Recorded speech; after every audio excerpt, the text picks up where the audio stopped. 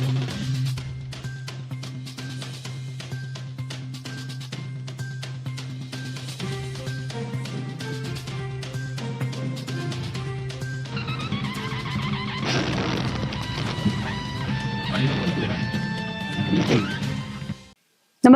आपण पाहता Hirkani news. Hirkani news प्रत्येक क्षण ताज्या घडामोडी आणि महत्त्वाच्या प्रत्येक बातमीसाठी नेहमी तत्पर. सांगली जिल्हा बँकेच्या इतिहासात पहिल्यांदाच घडलं. रिझर्व्ह बँकेने ठोठावला 7 लाखाचा दंड.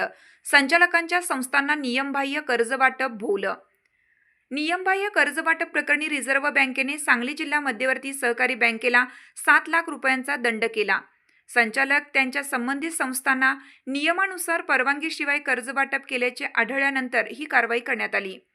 जिल्हा बँकेच्या इतिहासातील रिझर्व्ह बँकेची ही पहिलीच अशी दंडात्मक कारवाई ठरली आहे. रिझर्व्ह बँकेने यावर्षीपासून सहकारी बँकांवरील नियमांची अंमलबजावणी अधिक कडक केली असून अनियमित कर्जवाटपाच्या प्रकरणावर थेट कारवाईचा बडगा उगारण्यात आला आहे. सांगली जिल्हा बँकेने एका संचालकासह त्यांच्या 5 संबंधित संस्थांना नियमबाह्य पद्धतीने कर्ज दिल्याप्रकरणी रिझर्व्ह बँकेने ही नोटीस बजावली आहे.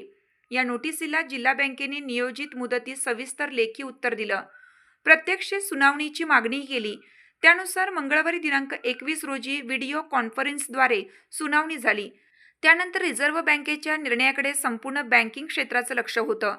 सुनावणीनंतर अवघ्या आठवडाभरात 7 लाख रुपयांच्या दंडाची कारवाई करण्यात आल्याचे रिझर्व्ह बँकेने कळवलं आहे.